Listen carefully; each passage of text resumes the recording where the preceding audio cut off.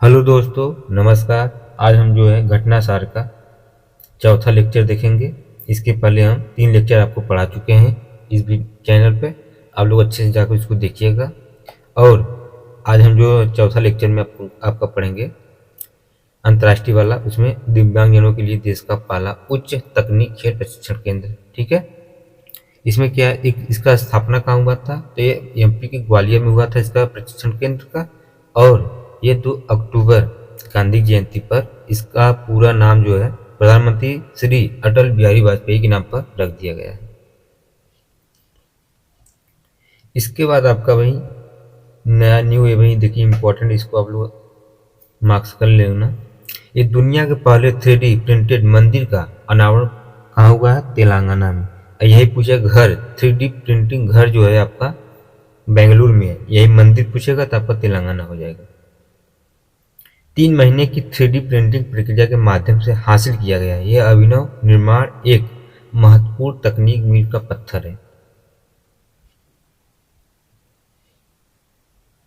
उसके बाद गर्भगृह 3D प्रिंटिंग तकनीक की सरलता को प्रदर्शित करता है। मंदिर के शेष तत्व जैसे खंभे, स्लैब और फर्श पारंपरिक भवन तकनीकों का उपयोग करके बनाए गए हैं।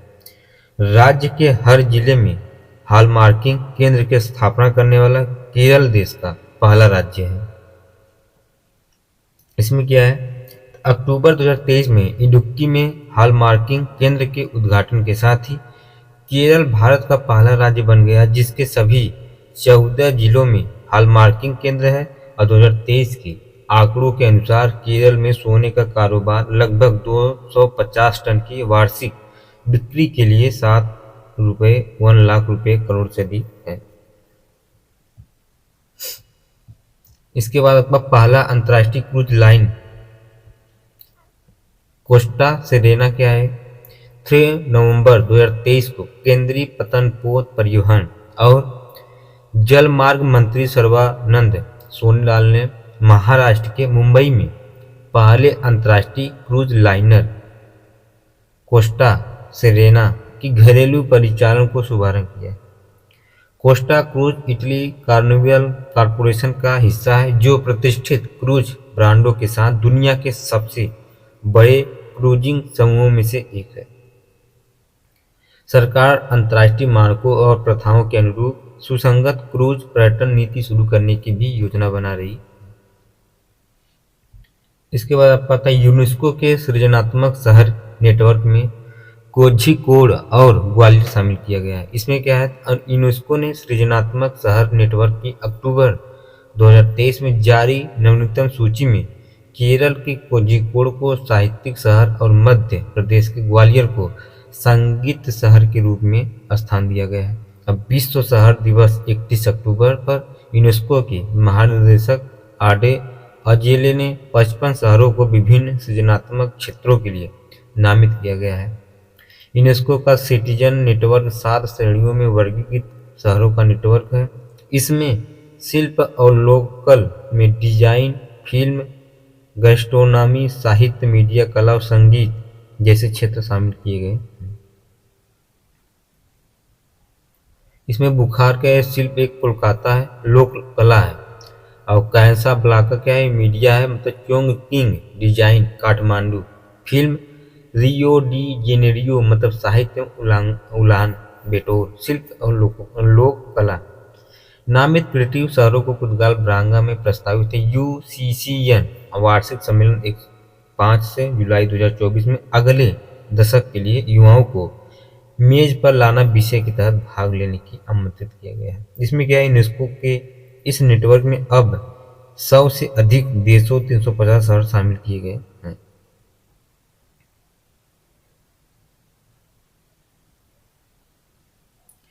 भारत का सबसे बड़ा बाघ अभ्यारण्य मध्य प्रदेश के दामोह में है।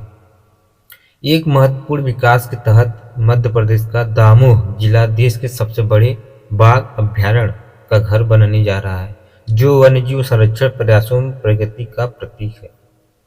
केंद्र सरकार ने नोरादेही अभ्यारण्य को दमोह जिले के दुर्गावती अभ्यारण्य में विलय करने के प्रस्ताव को नवंबर मंजूरी देते हुए अधिसूचना जारी कर दी गई है।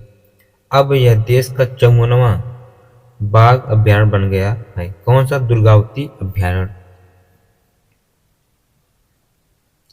इसके बाद इस बाघ का अभ्यारण्य का विस्तार जो है सागर, दमोह एवं नरसिंहपुर जिले में हो गया है, जो राज्य का 7वां बाघ का अभ्यारण्य है। नया बाघ अभ्यारण्य क्षेत्र की बाघ आबादी के लिए एक सुरक्षित आश्रय प्रदान करेगा, जो वर्तमान में 16 है। ये बुंदेलखंड का दमोह जिला जो है पिछले इलाकों में शामिल है, लेकिन इस टाइगर रिजर्व के बनने से क्षेत्र में पर्यटन का विकास भी होगा। वन विभाग फिलहाल अगले 2 से 3 महीनों के भीतर टाइगर रिजर्व स्थापित करने का भी काम किया है। इसके बाद आपका आता है तमिलनाडु के नीलगिरी तहर के संरक्षण की परियोजना क्या है। तो इसमें तमिलनाडु सरकार ने भी हाल ही में अपने राजकीय पशु नीलगिरी के तहत बकरी की एक प्रजाति का संरक्षण करने के लिए 12 अक्टूबर 2023 को महत्वाकांक्षी कार्यक्रम मतलब नीलगिरी तहर परियोजना एक है। ये पूछेगा नीलगिरी तहर परियोजना किससे रिलेटेड है, तो पशु नीलगिरी से। उसके बाद कहाँ पर है? तमिलनाडु में है। नीलगिरी तहर पश्चिमी घाट की एक लुप्त प्राय प्रजाति है और नीलगिरी तहर खड़ी चट्टानों पर चढ़ने और के मैदान गुरुत्वाकर्षण के मात देने के अपने कौशल के लिए जानी जाती है। इन पहाड़ी बकरियों को माउंटेन मोनार्क कहा जाता है। इसका उद्देश्य क्या है? तो पारिस्थितिकी के प्रति बेहतर समझ विकसित करना तथा नीलगिरी तहर का उसके ऐतिहासिक पर्यावासों में पुनर्वास सुनिश्चित करना है। नीलगिरी तहर पर मंडरा रहे खतरों का समाधान करना एवं उसके बारे में लोगों को जागरूकता भी इस परियोजना के उद्देश्यों शामिल किया गया है। नीलगिरी तहर पश्चिमी घाट की एक लुप्तप्राय प्रजाति है और नीलगिरी तहर का उल्लेख क्या संगम तमिल साहित्य में भी मिलता है। दुनिया के सबसे बड़े मेडिटेशन सेंटर का वाराणसी में उद्घाटन किया गया है। कहाँ पर? दुनिया में का सबसे बड़ा मेडिटेशन सेंटर उत्तर प्रदेश में वाराणसी में हुआ है। इम्पोर्टेंट है, आप लोग नोट कर लीजिएगा इसको, क्योंकि पूछने की चांस ज़्यादा है। और वाराणसी में निर्मित दुनिया के सबसे बड़े मेडिटेशन सेंटर मतलब इसका महामंदिर का उद्घाटन कौन है? तो सर्ववेद। यह मंदिर एक 7 मंजिला मेडिटेशन सेंटर है जो 3 लाख वर्ग फीट में फैला है। इस सेंटर में एक साथ 20,000 लोग ध्यान लगा रह सकते हैं। मंदिर को कमल के फूल की आकृति में तैयार किया गया है, जिसकी दीवारों पर 4000 वेदों के श्लोक अंकित हैं। मंदिर की भव्य नक्काशी की गई है और मंदिर की 7 मंजिल या मंजिलें 7 चक्रों को समर्पित है। भारत के बाहर दुनिया का दूसरा सबसे बड़ा हिंदू मंदिर कौन सा? तो अमेरिका के न्यू जर्सी के रोबिन्स विले टाउनशिप में बने बीएसएफ स्वामी नारायण अक्षरधाम मंदिर का उद्घाटन किया गया है। यह 8 अक्टूबर 2023 को किया गया है। 183 एकड़ में फैले इस मंदिर की माप जो है 255 फीट, 345 फीट, 151 फीट। इसमें 14,000 से अधिक मूर्तियों एवं प्रतिमाओं को दर्शाया गया है। भारत के बाहर बना सबसे बड़ा मंदिर कंबोडिया का अंकोरवाट मंदिर है, जो 500 एकड़ क्षेत्र में विस्तार। इसके बाद आपका आता है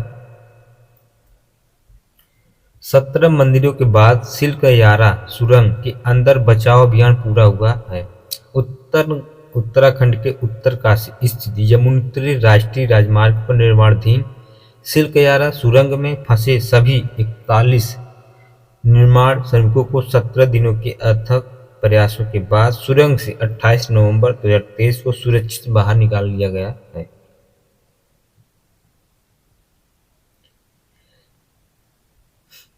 इस बचाव अभियान में रैट होल खनिकों या रैट माइनर ने 24 घंटे से भी कम समय में अंतिम 10 मीटर की खुदाई करने में महत्वपूर्ण भूमिका उस समय निभाई जब अमेरिका की आगर ड्रिल मशीन खुदाई के दौरान टूट गई है।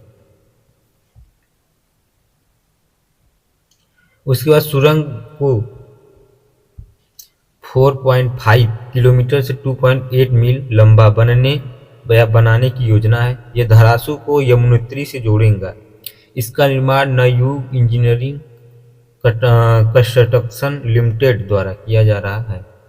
मजदूरों के सुरंग से सुरक्षित बाहर निकालने में इंटरनेशनल टनलिंग एक्सपर्ट ऑस्ट्रेलिया के अर्नोल्ड डिक्स की भूमिका भी महत्वपूर्ण रही है। प्रोफेसर डिक्स भूमिगत और परिवहन बुनियादी ढांचा विशेषज्ञ हैं। उन्हें भूमिगत सुरंग निर्माण का दुनिया का शीर्ष विशेषज्ञ माना जाता है। IIL द्वारा बच्चों के लिए खसरा और रूबेला टीका माबेला लॉन्च किया गया है। माबेला को तमिलनाडु के उदंगमंडलम ऊटी में IIL division human biological institute HBI के 25वें समारोह के हिस्से के रूप में 25 नवंबर 2022 को लॉन्च किया गया है।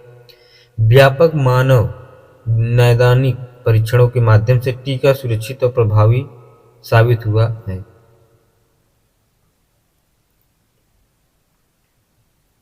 इसे 1998 में भारत का पहला सुरक्षित वेरोसेल रेबीज वैक्सीन अभयरव विकसित किया गया, जिसने दर्दनाक तंत्रिका ऊतक टीकों को चरणबद्ध तरीके से समाप्त करने का मार्ग प्रशस्त किया गया। अभयरव वर्तमान में दुनिया में सबसे ज़्यादा बिकने वाला एंटी रेबीज वैक्सीन है।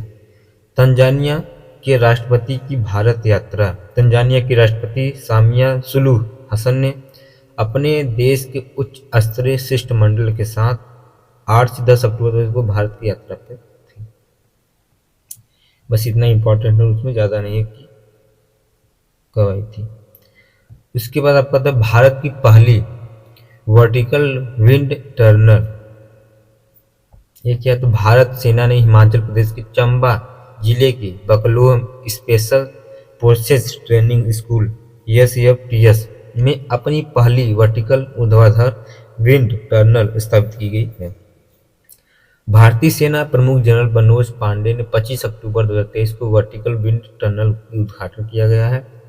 यह उत्पन्न पवन सुरंग भारतीय सेना में अपनी तरह की पहली सुरंग है। इसका उद्देश्य क्या है, तो सैन्य प्रशिक्षण विधियों की क्रांतिकारी बदलाव लाना है। इसके बाद आपका आता है भारत संयुक्त राष्ट्र की संस्था कोडेक्स एलिमेंटेरिएशन कमीशन की सदस्य। ये क्या है, एक कोडेक्स एलिमेंटेरियस कमीशन संयुक्त राष्ट्र की संस्था है। यह खाद्य सुरक्षा और गुणवत्ता मानक निर्धारण निकाय है। नवंबर 2023 में भारत संयुक्त राष्ट्र की रक्षा संस्था का सदस्य बन चुका है।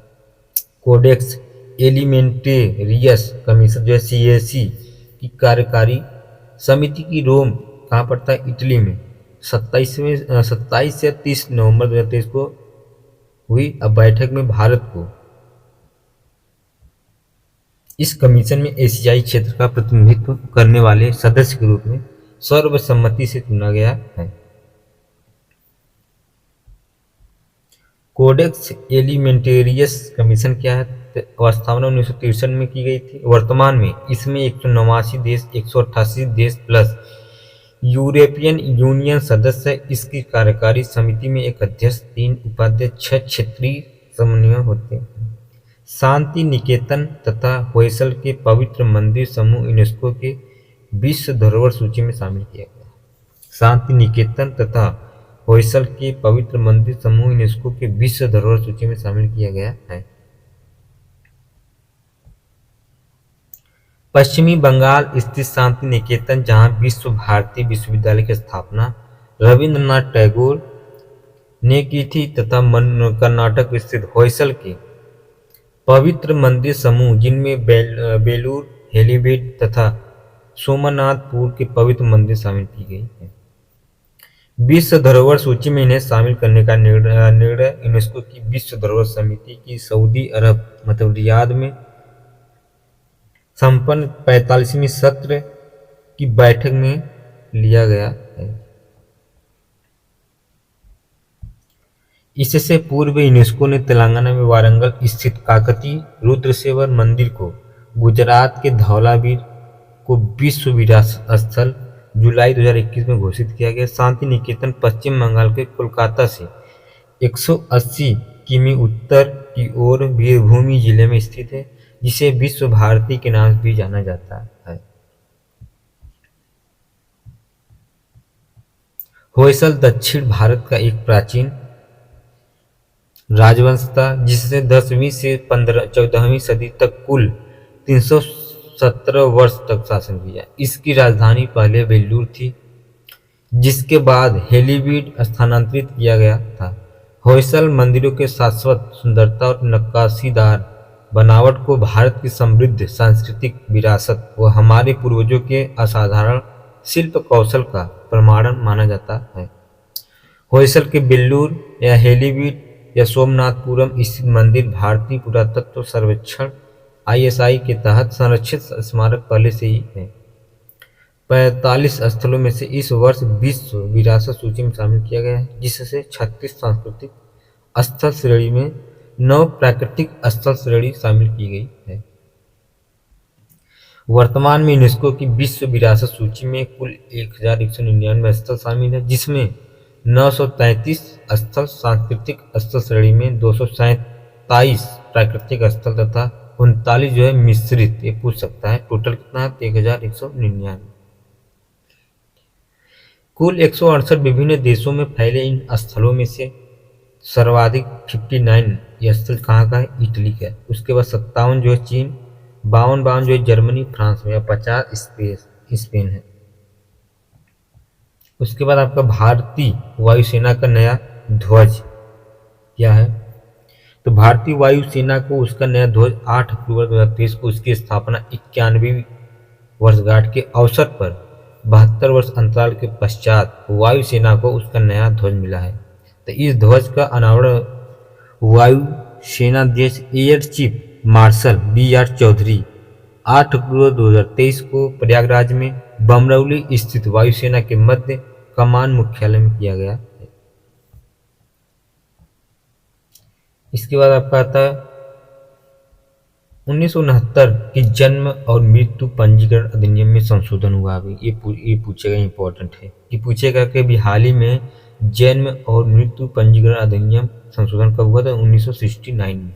देश में जन्म और मृत्यु के संबंध में राष्ट्रीय स्तर पर प्रभावी डेटाबेस तैयार करने तथा शैक्षणिक स्थानों में प्रवेश, मतदाता सूची में नामांकन, आधार नवंबर, सरकारी नियुक्तियों में तथा पासपोर्ट आवेदन आदि के लिए आवश्यक एकल जन्म प्रमाण के लिए जन्म मृत्यु पंजीकरण संशोधन विधेयक अधिनियम 2023 को संसद के दोनों सदनों में अगस्त 2023 में पारित किया गया है।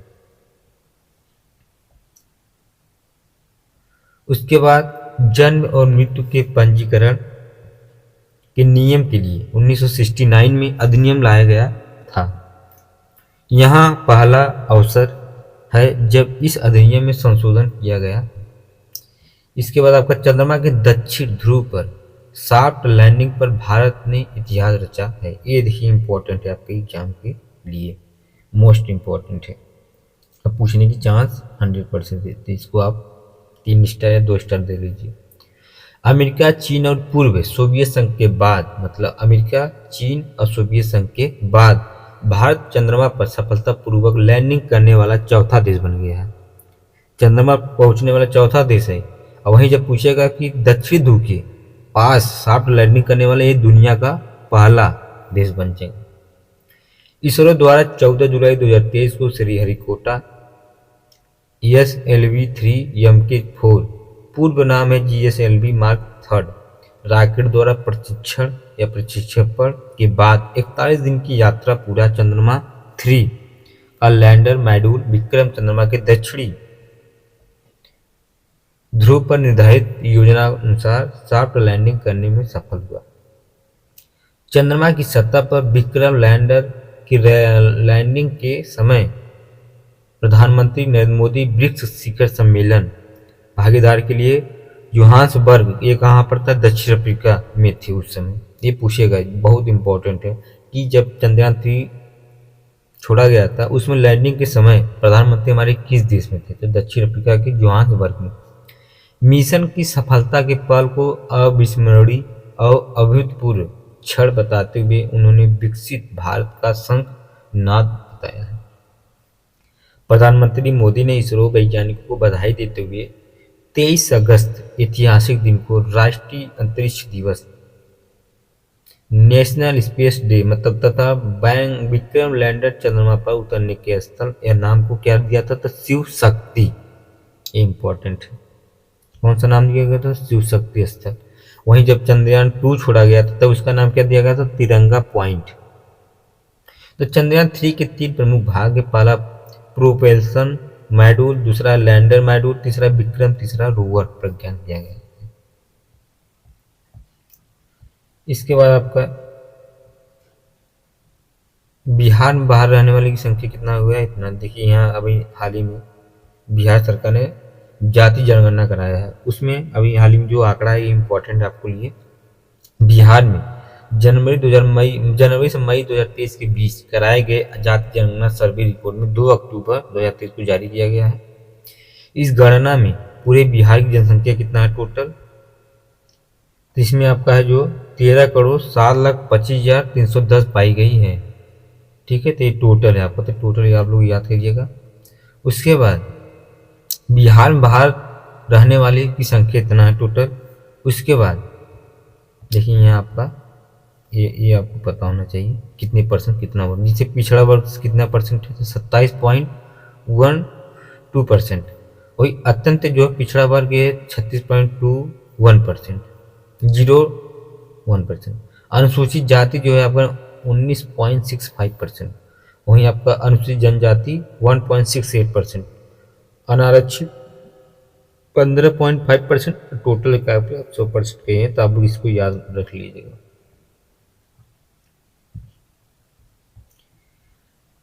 उसके बाद आपका ये भी पूछ सकता है कि जो हिंदू, इस्लाम, ईसाई, सिख, इसमें सबसे ज़्यादा किस धर्म का जनसंख्या है? जिसे हिंदू का 51.99%, और इस्लाम धर्म का 17.27%, ईसाई का 0.05%।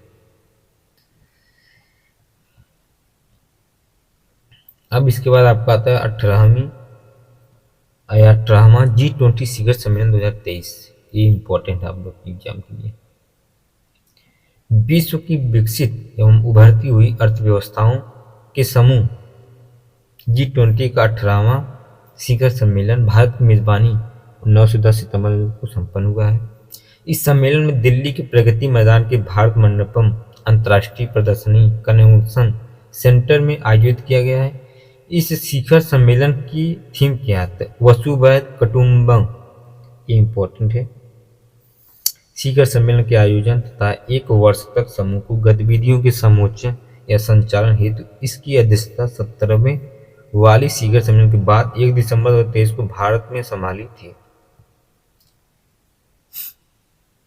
अमेरिकी राष्ट्रपति जो बाइडेन, ब्रिटिश प्रधानमंत्री ऋषि मुनकर, ब्राजील के राष्ट्रपति लुइस इनासियो लुला ड सिल्वा, इंडोनेशिया के राष्ट्रपति जोको विडोडो, कनाडा के प्रधानमंत्री जस्टिन ट्रूडो, तुर्की के राष्ट्रपति रेसेप तैयार एर्डोगन, कोरिया के राष्ट्रपति यून सुक योल, अर्जेंटीना के राष्ट्रपति एल्बर्टो फर्नांडीज, इसके बाद ऑस्ट्रेलिया के प्रधानमंत्री एंथनी एल्बानीज, फ्रांस के राष्ट्रपति एमेनुअल मैक्रो, वहीं German chancellor Olaf Schulze, Italy के प्रधानमंत्री जॉर्जिया मेलोनी, वहीं आपका जापान का फूमिया किशिदा, उसके बाद सऊदी अरब का मोहम्मद बिन सलाम।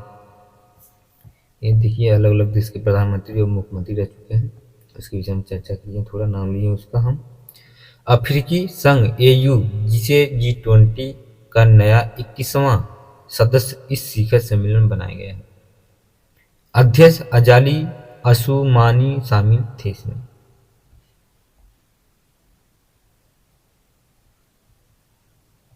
इसके बाद आपका महिला आरक्षण से संबंधित जो है आपका, इसके विषय में चर्चा करेंगे। नारी शक्ति वंदन ये क्या है? देखिए बहुत इंपॉर्टेंट है आपके लिए एग्जाम के, मोस्ट इंपॉर्टेंट है, इसको आप लोग अच्छे से याद कर लीजिएगा। पूछेगा भाई हाल ही में नारी शक्ति वंदना अधिनियम 2023 का किससे रिलेटेड है? तो ये महिला आरक्षण संबंधी से रिलेटेड है।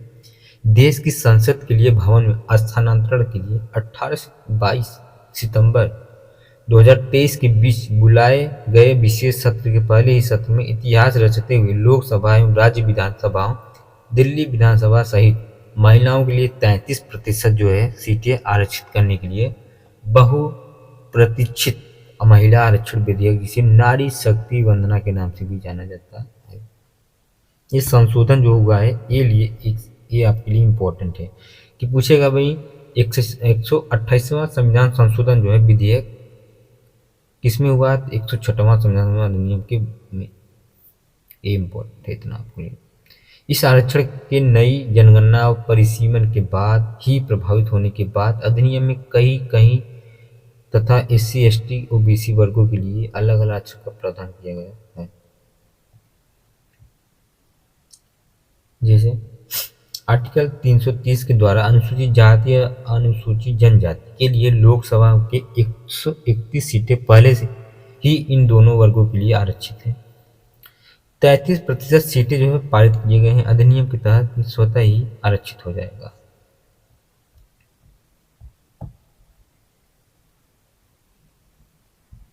बाद में मार्च 2010 में डॉक्टर मनमोहन सिंह के प्रधानमंत्री के रूप में कार्यकाल के दौरान 9 मार्च 2010 को 108वें संविधान संशोधन विधेयक के रूप में यह राज्यसभा में 2/3 बहुमत से पारित हो चुका था, किंतु लोकसभा में इस पर मतदान नहीं हो सका था।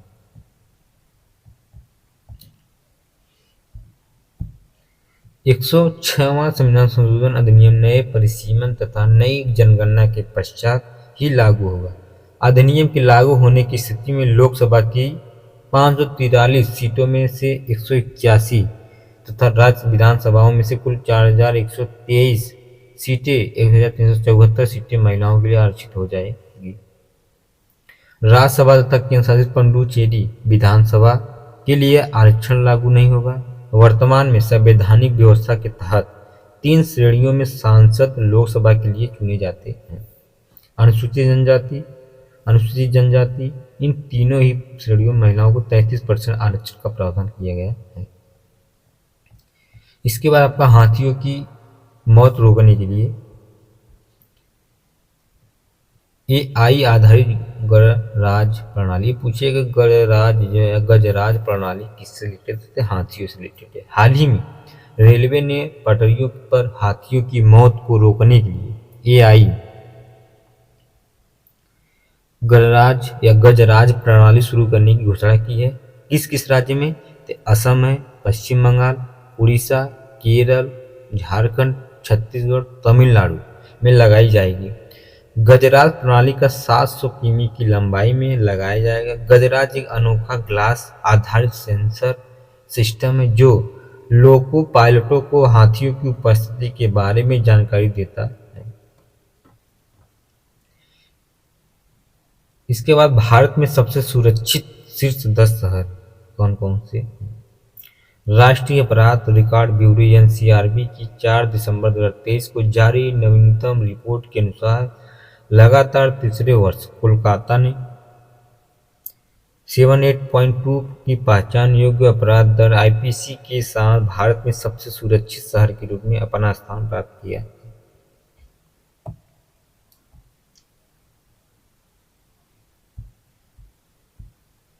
भारत में सबसे सुरक्षित शहर कौन सा है? कोलकाता, उसके बाद चेन्नई, फिर कोयम्बटूर। इसमें उत्तर प्रदेश का कोई जिला नहीं है। जयपुर के वैक्स म्यूजियम में डॉक्टर अंबेडकर की भूमि की मूर्ति स्थापित की गई है।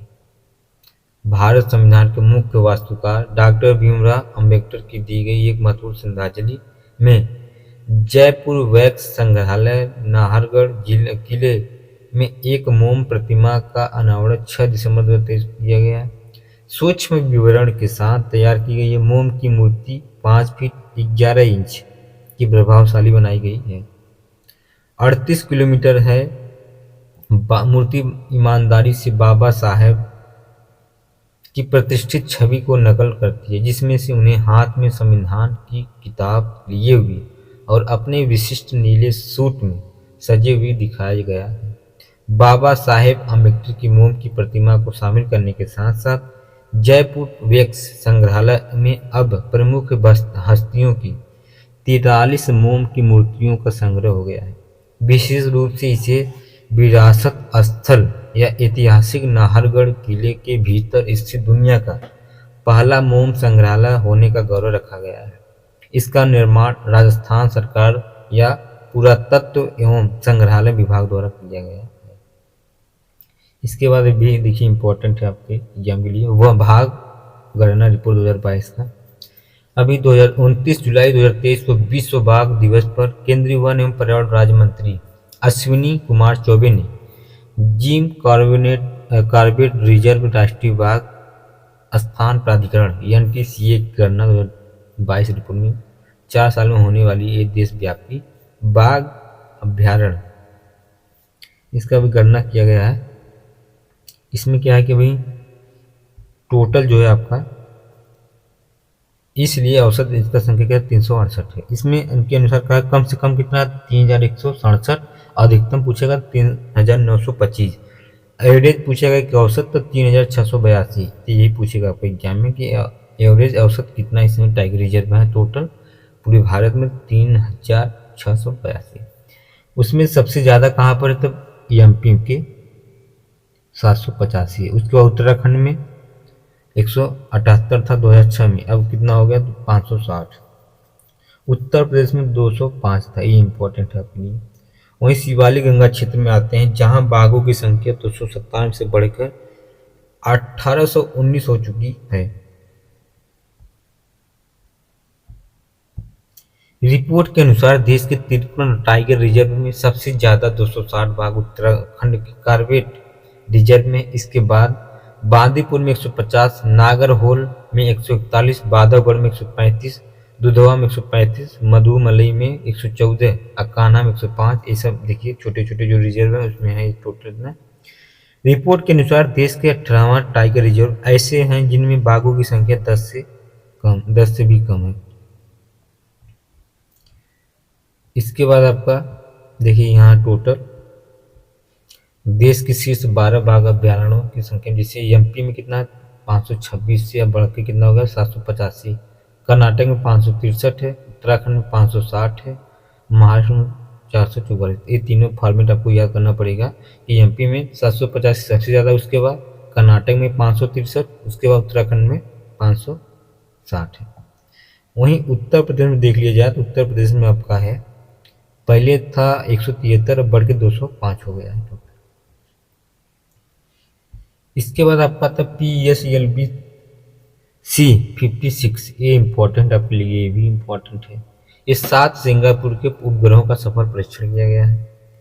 30 जुलाई 2023 को आंध्र प्रदेश के श्रीहरिकोटा के सतीश धवन अंतरिक्ष केंद्र से भारतीय अंतरिक्ष अनुसंधान संगठन इसरो ने विश्वसनीय प्रशिक्षण वाहन PSLV 6 जो है PSLV C56 कि सिंगापुर के 7 उपग्रहों को सफलतापूर्वक प्रक्षेपित किया गया है। बस इतना इसमें इम्पोर्टेंट, इससे ज़्यादा उसमें नहीं देखना है। इसके बाद आपका आता है Bengaluru world cities culture forum में शामिल होने वाला पहला भारतीय शहर कौन सा है, तो कौन इंडिया में है आपका बेंगलुरु कर्नाटक के। जुलाई 2023 के आखिरी सप्ताह में कर्नाटक की राजधानी बेंगलुरु प्रतिष्ठित वर्ल्ड सिटीज कल्चर फोरम मतलब WCCF में शामिल होने वाला पहला भारतीय शहर बनकर एक महत्वपूर्ण उपलब्धि अर्जित की गई है। बेंगलुरु WCCF में शामिल होने वाला दुनिया का 41वां शहर है, जिसमें पहले ही से ही न्यूयॉर्क, लंदन, पेरिस, टोक्यो और दुबई जैसे 6 महाद्वीपों के 40 शहर शामिल किए गए हैं। पिछले वर्ष में बेंगलुरु के सांस्कृतिक सार को WCCF द्वारा अनबॉक्सिंग बेंगलोर नामक सहयोगी परियोजना के हिस्से के रूप में मल्टीमीडिया संपत्तियों के माध्यम से प्रदर्शित किया गया है। World cities culture forum WCCF की स्थापना 2012 में हुई थी। लंदन के सांस्कृतिक और रचनात्मक उद्योग के उप महापौर जस्टिन सीसम की इसकी स्थापना महत्वपूर्ण भूमिका निभाई है। 2015 में महारानी एलिजाबेथ ने लंदन में जस्टिन सिमंस या महत्वपूर्ण योगदान को समानता दी है। प्रशंसा के प्रतीक के रूप में जस्टिन सिंघम को order of the British Empire OBE में सम्मानित किया गया है। अमेजन इंडिया का श्रीनगर में पहला फ्लोरिंग सेंटर या स्टोर कहाँ है? अमेजन इंडिया ने 27 जुलाई 2023 को अपने अंतिम मील डिलीवर कार्यक्रम आई हैव स्पेस के हिस्से के रूप में श्रीनगर कमिश्नर में डल झील पर अपने पहले फ्लोरिंग सेंटर का उद्घाटन किया गया। Bharat global crisis spice group में शामिल किया गया है इसका।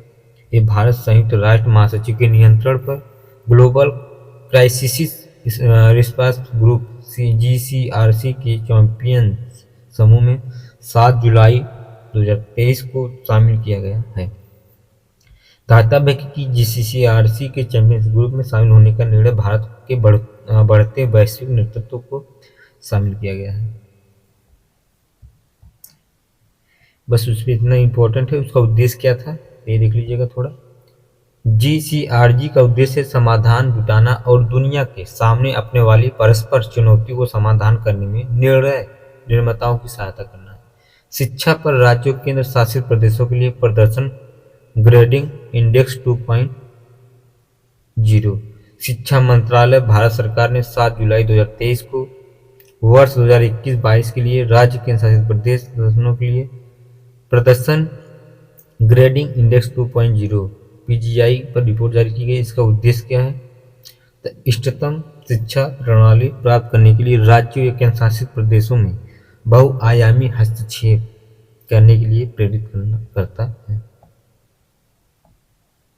इसके बाद आपका श्रीलंका के राष्ट्रपति रानिल विक्रमसिंघे की भारत यात्रा।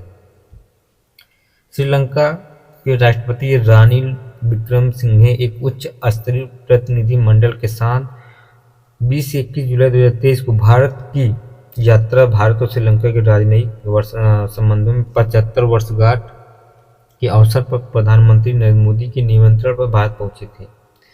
राष्ट्रपति का कार्यभार ग्रहण करने के बाद श्री विक्रमसिंघे ने एक हल या एक पहल भारतीय यात्रा थी। बस इतना इसमें इम्पोर्टेंट है, इससे ज़्यादा आप लोग इसमें न देखिएगा। ये देखिए इम्पोर्टेंट है आपके लिए। श्रीलंका से पहले भारत की UPI सेवा को सिंगापुर, संयुक्त अरब अमीरात, नेपाल और भूटान प्रांत अपनाया है। इसमें पूछा कि विश्व के शीर्ष जो 5 सुपर कंप्यूटर कौन कौन से पूछता है। जैसे प्रिंटर कहाँ का है? तो अमेरिका का है। फुगाकू जापान का, ल्यूमी फिनलैंड का, लियोनार्डो ओजियोन इटली का है, समिट IBM जो है अमेरिका का है। इसके बाद आपका संघाई सहयोग संगठन का 23वां शिखर सम्मेलन। इसमें क्या था? इसमें आपका है 4 जुलाई 2023 को वर्चुअल माध्यम से भारत की मेजबानी आयोजित किया गया है। शिखर सम्मेलन की थीम क्या है? सुरक्षित SEO की ओर। उसके बाद इसमें इस सम्मेलन में सभी सदस्य चीन, रूस, कजाकिस्तान, किर्गिस्तान, पाकिस्तान, तजाकिस्तान और उज्बेकिस्तान के राष्ट्रों अध्यक्षों ने वर्चुअली हिस्सा लिया। सम्मेलन की अध्यक्षता में प्रधानमंत्री मोदी ने की थी। SEO राष्ट्राध्यक्षों ने नई दिल्ली घोषणा पत्र को अनुमोदन किया है। इसमें अलगाववाद, उग्रवाद और आतंकवाद की ओर ले जाने के लिए कट्टरपंथ का मुकाबला करने के लिए सदस्य देशों की प्रतिबद्धता की पुष्टि की गई है। ये डिजिटल परिवर्तन क्षेत्र है। सदस्य 2024 में SEO पर्यावरण वर्ष घोषित करने की सहमति इसमें है। इसके बाद ईरान SEO का नया सदस्य बना है। ये इंपॉर्टेंट है, पूछेगा कि हाल ही में SEO का नया सदस्य कौन सा बना है? तो है आपका ईरान।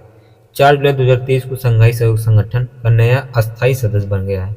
यह सदस्यता ईरान को SEO के 23वें ऑनलाइन शिखर सम्मेलन में मिली, जिसकी मेजबानी भारत ने की थी।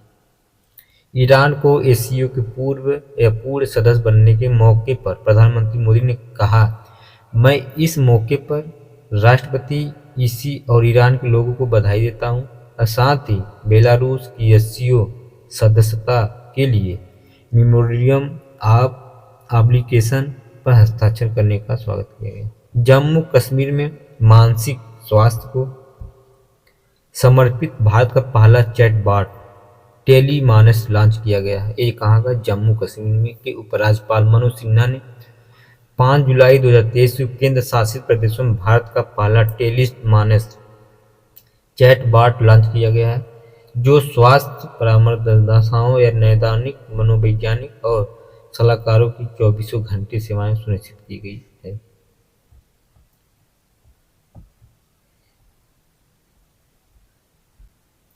इसके बाद आपका आता है टेली मानस चैटबॉट क्या है। तो केंद्र सरकार ने बजट 2022 में भारत के राष्ट्रपति टेली मानसिक स्वास्थ्य कार्यक्रम टेली मानसिक स्वास्थ्य सहायता और राज्यों में नेटवर्किंग टेली मानस की घोषणा की गई है। इनमें टीयर 1 और टीयर 2 राज्य टेली मानस सेल शामिल है, जिसमें प्रशिक्षित परामर्शदाता और मानसिक स्वास्थ्य विशेषज्ञ शामिल हैं। टीयर 2 में शारीरिक परामर्श के लिए जिला मानसिक स्वास्थ्य कार्यक्रम, डीएमएचसी मेडिकल कॉलेज संसाधनों या ऑडियो वर्चुअल परामर्श के लिए संजीवनी के विशेषज्ञ शामिल की गई।